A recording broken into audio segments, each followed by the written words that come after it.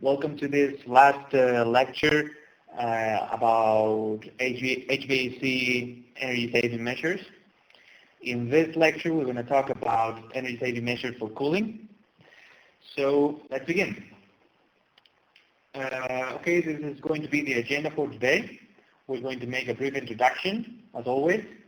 We then are going to talk about different types of saving measures. And we're going to finalize with two examples, which are going to be quite interesting, I believe. So, well, we've talked about this in earlier lectures, but let's just refresh it a little bit. Obviously, cooling systems are a combination of production, distribution, and terminal systems, which are influenced by some comfort parameters such as temperature, humidity, or air quality, and other influencing factors such as weather, size, occupancy, or isolation.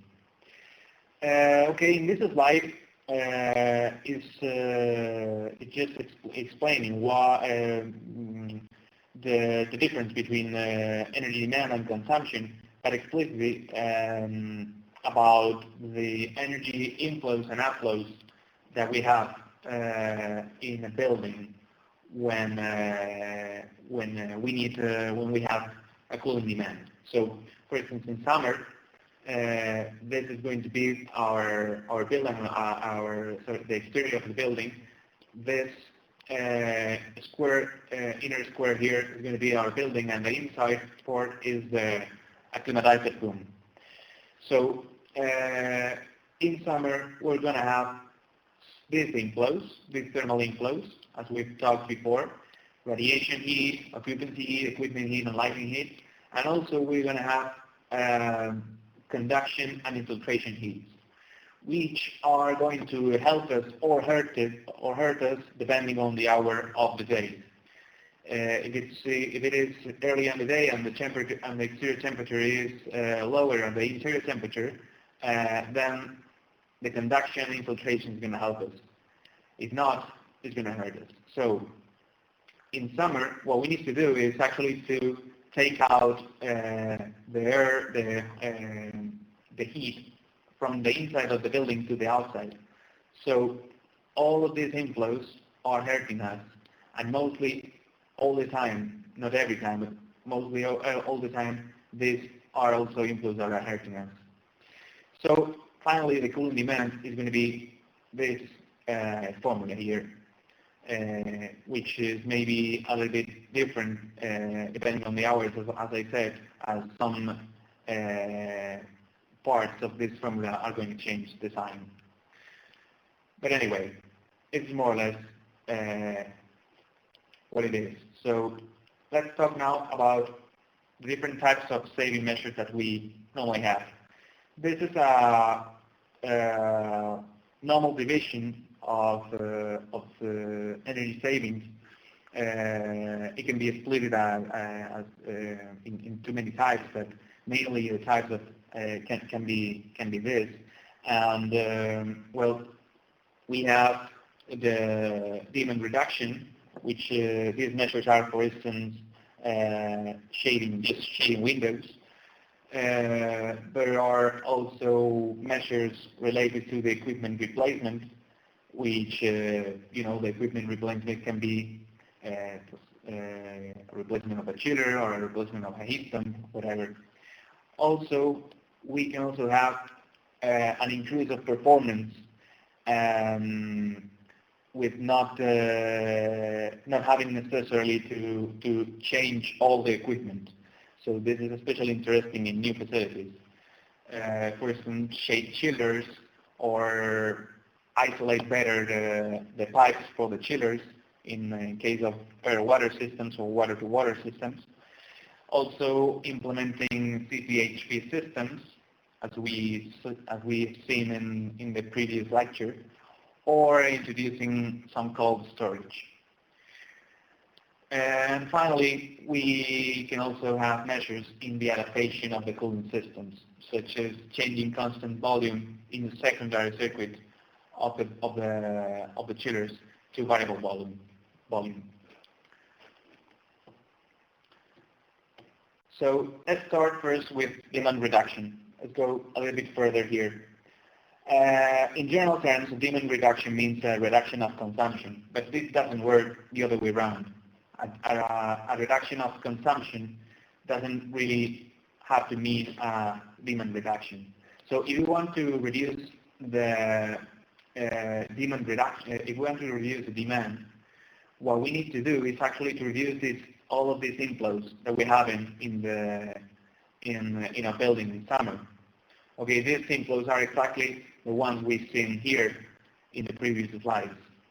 Okay, so we will have to reduce conduction, we will have to reduce infiltration and ventilation heat, we will have to reduce radiation heat from the sun, and we will have, of course, to reduce lighting and equipment heat from the equipment and the light bulbs and that stuff. If we just want to reduce consumption, the only thing we can do in this sense is to increase performance. So, well, this is more or less what we have already talked about. So, let's go on. Now we're gonna go further into each one of these inflows that we have in summer. So, to reduce conduction, despite it could sometimes reduce the demand, in air conditioning systems, it's not always advisable to reduce the conduction. And this is because, well, the difference here in temperature is quite small in refrigeration, and it may be even negative. So it is not always advisable to improve the thickness of an envelope of a building, for instance, because it will help us a lot in winter, but this thickness can actually hurt us in the summer, because it won't let the heat from the internal thermal loads, such as lighting or equipment, get outside. So it is not always a good thing to do to improve the thickness of an envelope. About reducing infiltration heat, well, this is actually just the same as we said in the heating energy saving measures last lecture. We have to avoid air leaks in doors and windows, and well, the solutions can be weather strip in windows or curtains and revolving doors, double doors. Actually, each one of these solutions should be treated differently depending on what kind of building you have. For instance, air curtains are really interested in shops which big doors or even with no doors, and that they have to be always open. And double doors and revolving doors are normally used in public buildings where a security, where it is needed, a security need, where it is needed, security, and mainly that in those buildings, the doors are normally open as well as in the shops. So it is kind of difficult to correctly acclimatize the room. The front room, the front door room. About reducing the radiation, well, this is one of the main inflows that affects the cooling demand in a building, actually, because the radiation heat is quite high, and depending on which place you're talking about. But what you can do to improve or to reduce that radiation heat, it mainly affects the envelope and the windows. So what you can do is to improve the solid factors of surfaces in general, on maybe in windows. You might be wondering, what is the solid factor? Well, solid factor is a ratio which stands for the amount of energy which actually goes through the window inside the room compared to the total amount of energy which is heating the glass, the window. So that can be done with for instance, infrared sheets for windows, or just with trying to avoid direct sunlight with awnings, blinds, and that kind of mechanical systems. Actually, there are now very interesting mechanisms with very interesting awnings, which are automated with in command of a cell probe, which is commanded by light. If the direct light hits the cell, the awnings automatically spread and shade the window. It is actually a good measure, quite simple, quite cheap, with important savings. Okay, going further into the matter, we can study some of the different, some other measures that are more related to new buildings rather than to existing buildings. In this case, this is a building which is in Madrid, in the center of Madrid, and as you can see, it is shaded by parallel wire all over the facade and the roof, and it is placed to prevent excessive solar radiation. It is a kind of expensive measure, but you know, in while you are working in a new building, this can be affordable. Not, of course, if you are talking about an existing building and you need to improve or to reduce the radiation heat. So let's talk now about the equipment replacement. Well, equipment replacements in cooling saving measures are normally to replace current chillers by more efficient ones, or to replace heat pumps. And well, at the end is to replace any equipment that still have room for improving its energy performance. So obviously, the disadvantage of these measures is that the replacement of the equipment is generally very, very expensive. And that is why normally in these measures a very deep study, economical study is performed, considering parameters such as the internal rate of return or the payback time. Obviously, this is very interesting for all facilities where the equipment are quite old and they're always to be broken. So it is kind of affordable if you're going to buy another chiller, just to spend a little bit more and get the best one.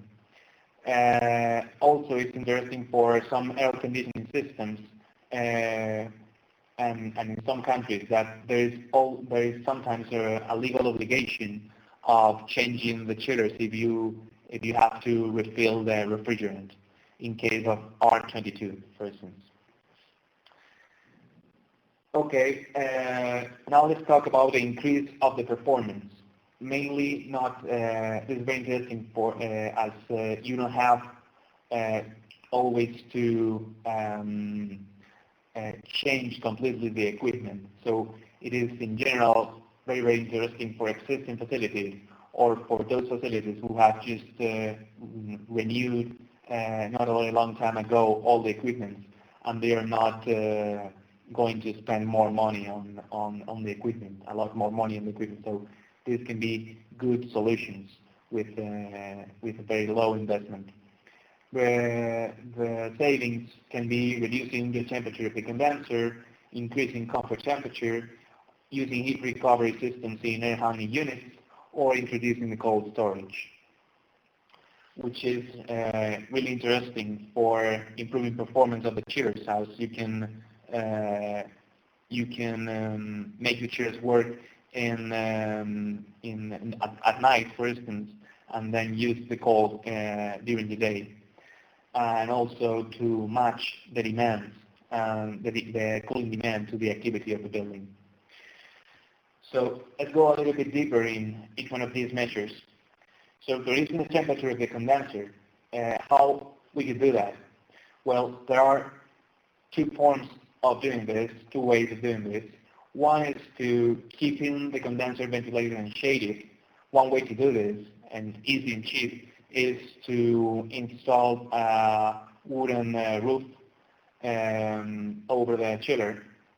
And of course, this will facilitate the heat exchange, so the compressor will perform better. A higher energy efficiency ratio is going to be obtained, of course.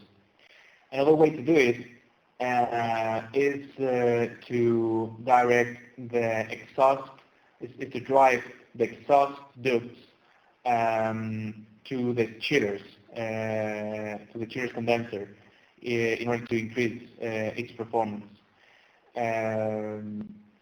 One collateral effect of this is that the energy efficiency ratio it is going to be achieved is going to be constant.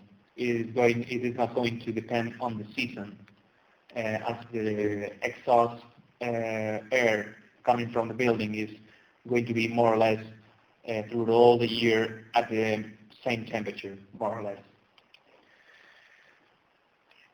About increasing, we can also increase performance by increasing the comfort temperature in summer. Of course, we're not talking about boiling people, but the standard comfort temperature for a building, it is from more or less 25 to 26 degrees in summer.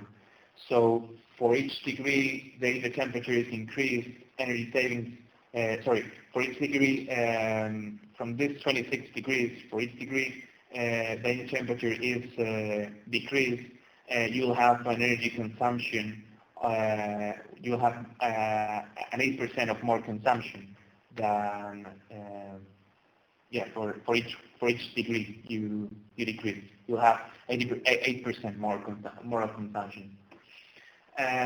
Also, we can use and install heat exchanger in air handling units. This is not always possible, but it's worth a try. This is, a temperature probe system can control the different hatches of an air handling unit, taking advantage of wastage from rooms already acclimatized. Okay, this is a profile view of a air handling unit. We've tackled about this before in the previous lectures, but let's just refresh it. Okay, this part here is going to be this part here is the exterior part of the building, and this part here is the interior part. Okay, so what happens is that the air comes from here, it goes through here and goes into the building. Okay, it comes from fresh air and passes through the coil here, which in this case, let's say it is a hot coil. Okay, so it goes inside the building for acclimatizing the building, and then in the return, when the air handling unit is going to refresh the air from the inside, it commands this fan to start, and the return takes the air from the inside the building and passes through here and then goes to the outside. Okay, in this process, the air, the incoming and the outgoing air has passed through this square here, which is actually the heat exchanger and has like this appearance. It is mainly a coil made of aluminum or copper.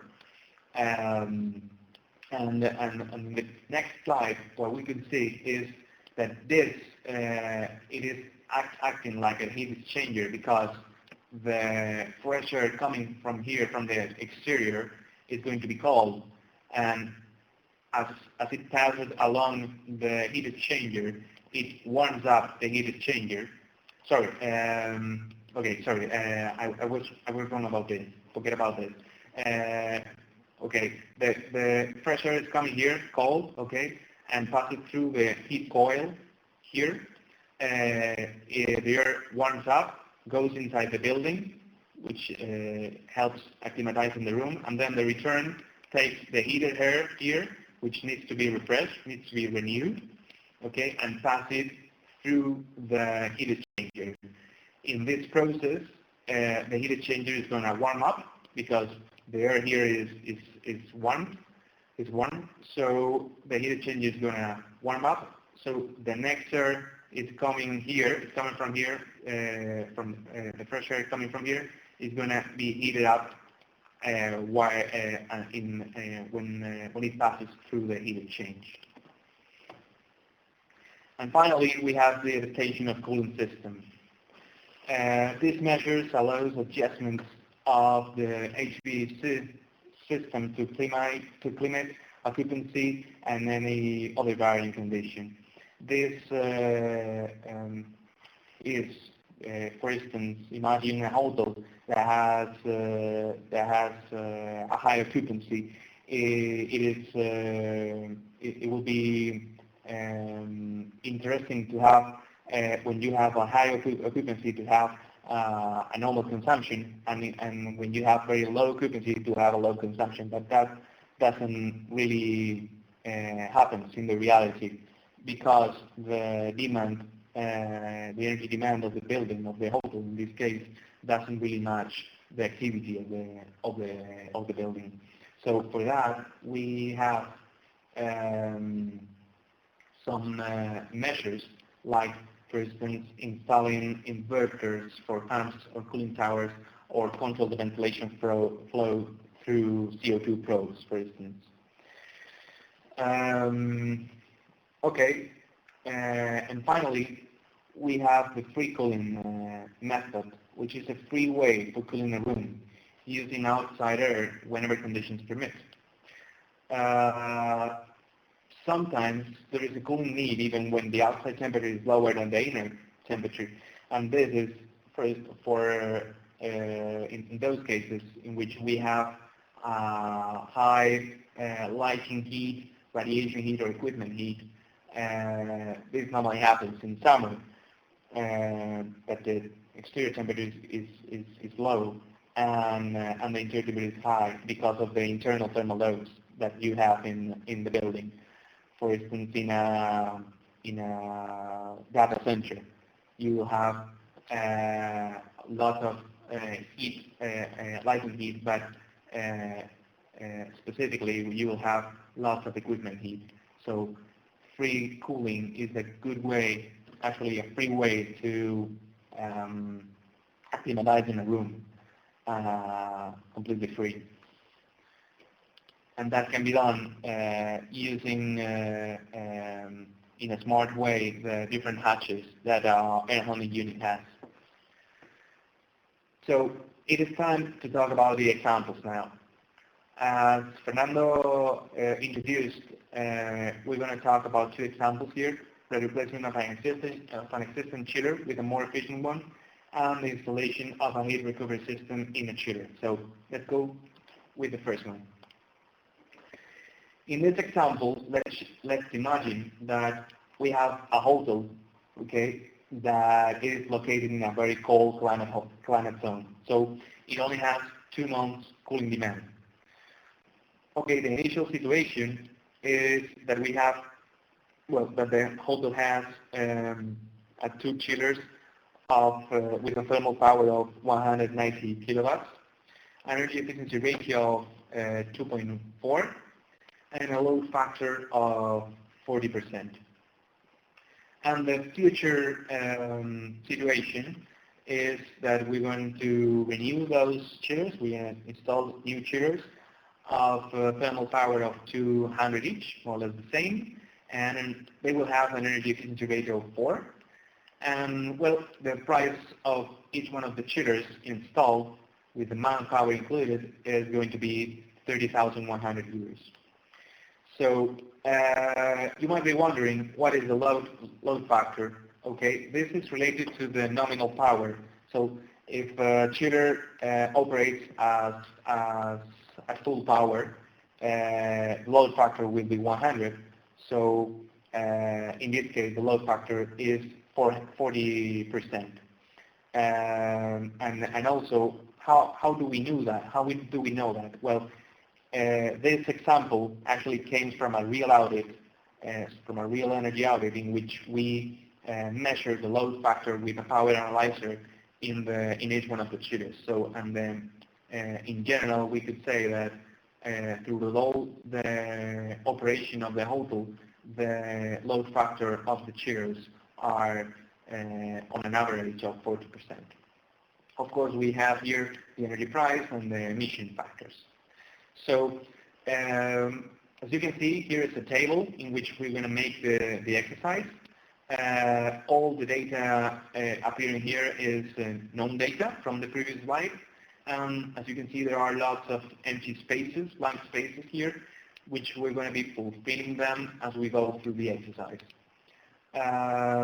So what do we need? Of course, what we need to know is the savings, the annual energy savings we're going to get from this substitution.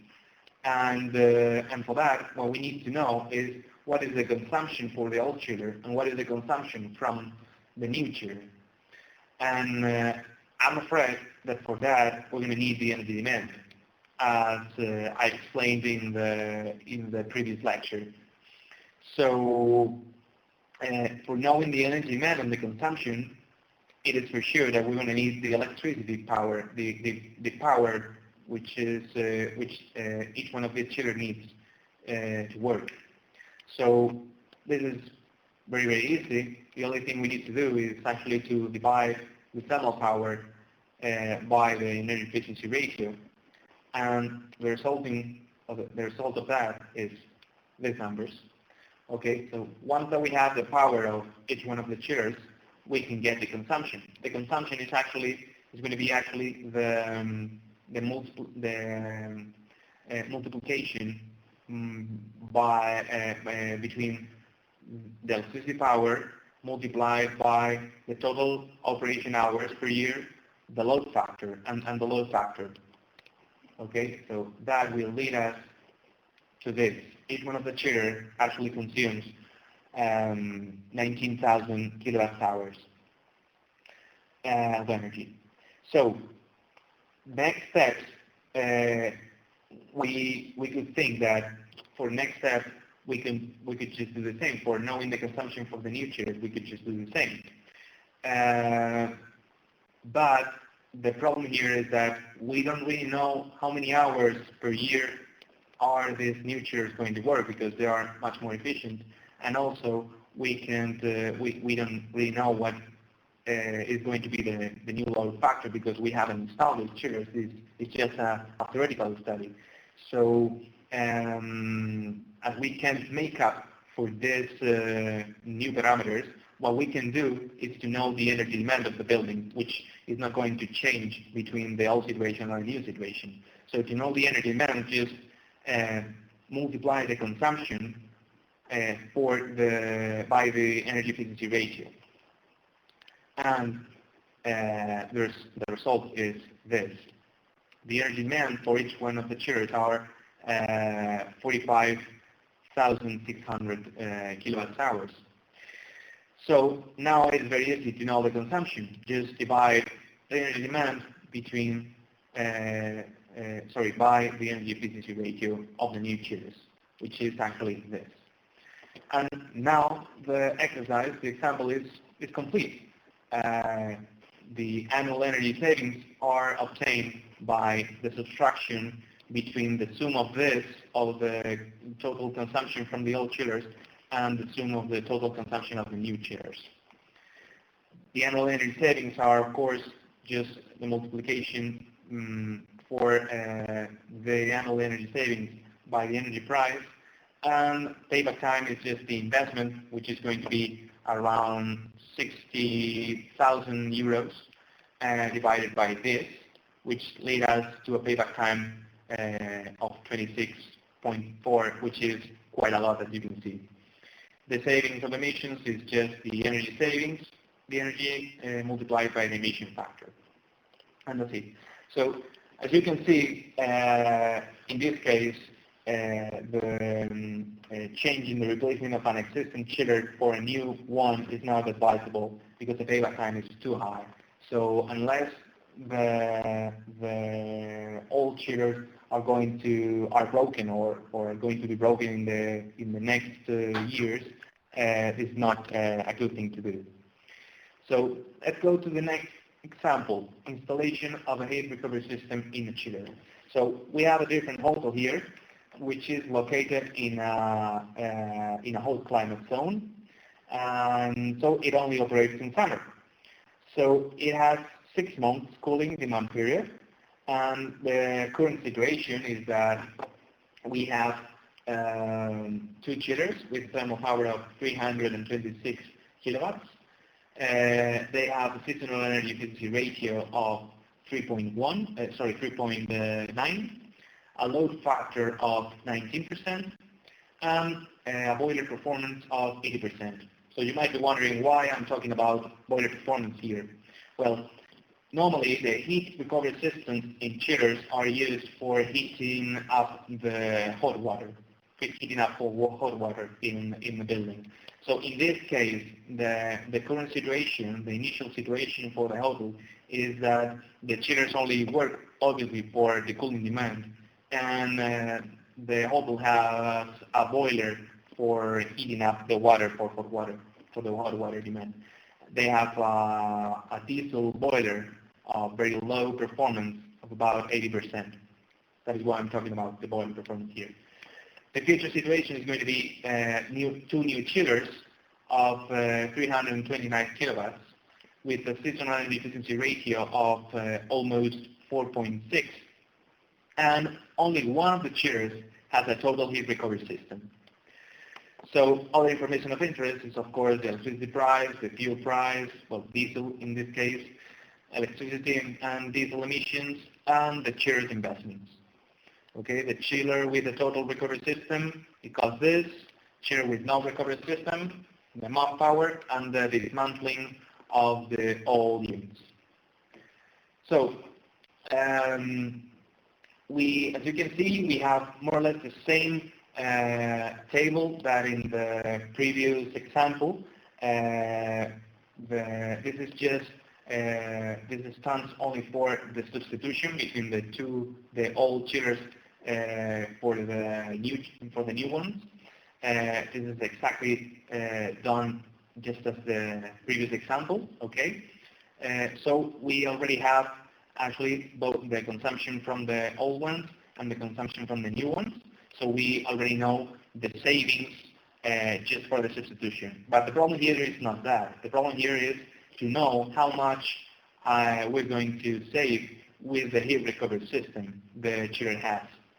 So for that, we talked with the manufacturer, and the manufacturer tell us that the recovery power of the heat recovery system is 395 kilowatts.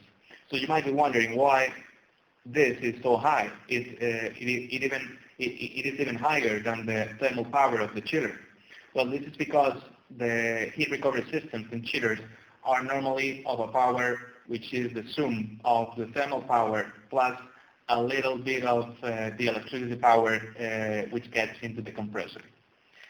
So the next step is obviously to know how much heat I'm going to recover and put it into the hot water. And this number is obtained with this formula here, which is quite obvious. As we know, the chiller is going to provide hot water only if it works.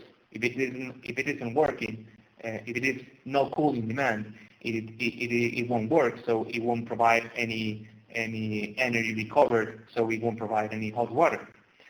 So that leads us to the situation that actually the heat recovery system only will work in the summer, or at least when you have when the hotel has a cooling demand. So with that in mind, the heat recovered here, the heat recovered energy, it is the cooling energy demand from the chiller multiplied by the ratio between this and this, which is about 1.2 in this case. So the energy demand multiplied by 1.2 will lead us into this result. Okay, but if we stop here, well, this would be very, very simpler, and actually this will not correspond to the reality, as we could have a hot water demand curve which doesn't really match the cooling demand. So what we really need to do is to further study the curves, the hot water and the cooling demand curves, in order to see when the heat recovery system is actually providing hot water and when it is not providing hot water. So in this slide, we are seeing that, well, we have here the month. We have a cooling demand distribution. This is a real distribution of the cooling demand for the hotel, as it only works in summer. You have here the 6 months with a percentage of the distribution. This is the cooling demand, okay, which stands for total demand that we had here previously. As you can see, it is just the same. The recovered heat for the hot water, it is just obtained as I have just explained with this formula here, but instead of yearly, monthly, with these numbers here. Another thing that we have is the hot water demand curve. This is provided by the hotel. Well, as you can see here, the demand curves are really similar. So this is the ideal case for the installation of a heat recovery system, in which the demand curves are similar or almost the same. So the used heat here is the actual heat you're going to use for compared to the recovered heat, and the wasted heat is obviously what you're not going to use. At the end, the conclusions of this case is that the used heat is going to be 90%, 91%, and the hot water demand coverage is going to be 100%. So it is a good example, a good case.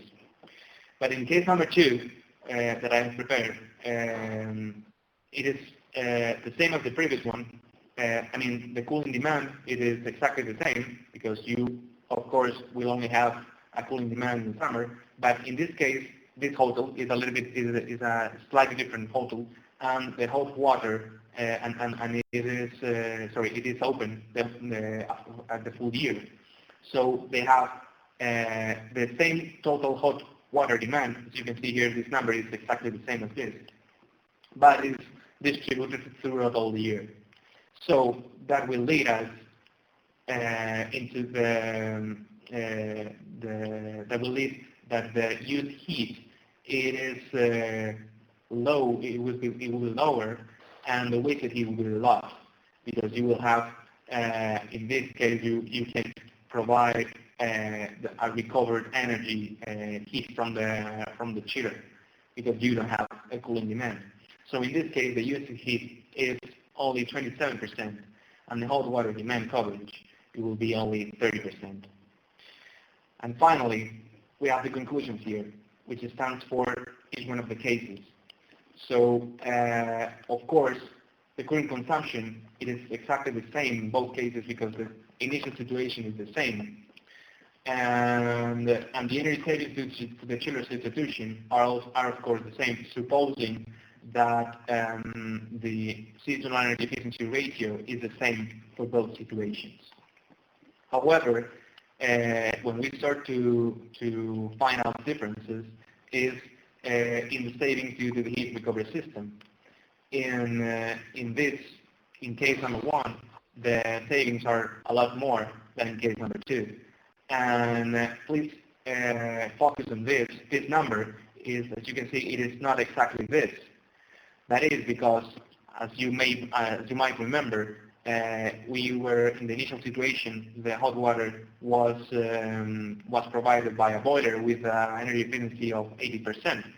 So this needs to be divided between into the boiler performance and give us this.